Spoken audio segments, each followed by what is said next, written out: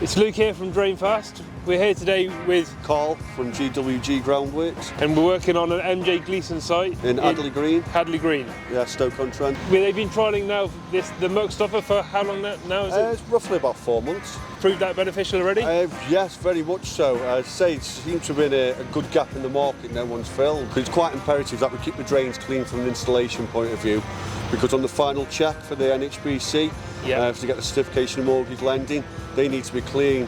And if they're not clean, then we incur items, which obviously it damages our report of getting more work. The way we've always tried to do it is leave a man on a day or two with quite a primitive bit of knocked up kit of half a drain pipe screwed to a stick and flicking the debris onto it and fishing it out, which is, this day and age, it's quite strange we're using this. So yeah, it's very good and a practical product. And what sort of time do you think you'll be saving when it comes to that now? I dare say we could do 10 drains at this in half an hour, when we could be losing up to a day for the man doing 10 drains, depending on depth and how much actual debris is falling in there. Yeah. Then there's always the knock-on facts of how much debris has been washed down the line, and that causes a lot of knock-on effects for the residents if they're having anything snagging up on there, causing blockages, because even though we recommend never to use baby wipe, we lose a lot of baby wipes, and these are the normal things that we see that are causing the problems for ourselves on site. And so the main jetting runs, they're the ones that get jetted?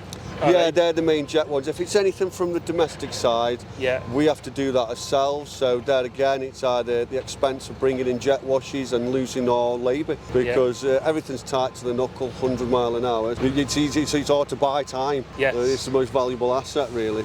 Is quality important for Gleeson? Well, quality is important for all developers. It's not just efficiency, it's presentation as well as the time we give it back. So as much as we can cross the T's and dot the I's, the more it encourages, the more it helps us to get further contracts. Very good. I'd say there's such a niche there in the market.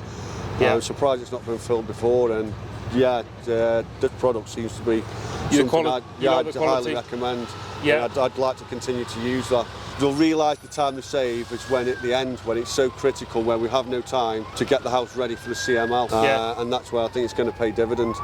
So people are telling us they haven't put in the budget to secure, to put in these MuckStoppers, but would you say actually you'll be saving time at the end of the project? I think saving money rather? I think if on a site, if you trialled one half the site with them and one half the site out of them, and then took the timing at the end when you were doing the drain tests, that's when you'd mainly notice it.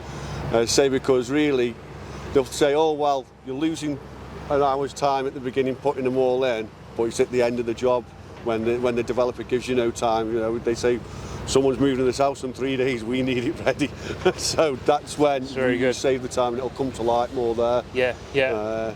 But yeah, I definitely think for those who are sceptical, trial half with and half without, and at the end to see the time you're saving there, and also the items, because if someone's missed one, then they say that's a red mark against you, and that's what everyone's doing the best to not get.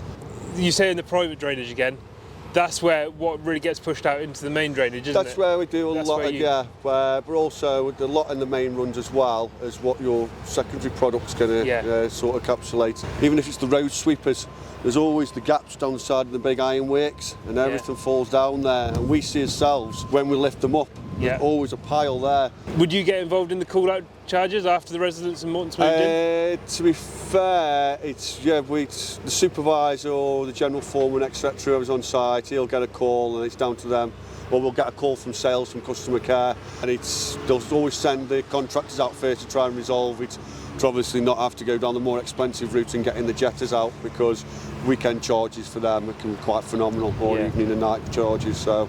And the quality of the actual MuckStopper and the pole? The pole really looks like it's got a lot of longevity. It could have been a lot flimsy and a lot more problems, but I think that will foresee a lot of the tools out. I'm quite impressed with the sturdiness. So the idea is that it's all reusable and it should be able to use many times. And it's the actual MuckStoppers themselves, they seem hard wearing and good. They're flexible enough to go in, because sometimes if they've had heavy machines working around them, being that they're only plastic, they'll tend to squash a bit. So because they've got the big bristles and they've got that little bit of give and play, they actually suit for the conditions sometimes that unfortunately goes on around the drains. Thank you very much, Karl, for your time today. No problem. And stay tuned for more products coming to this market in the MuckStopper range.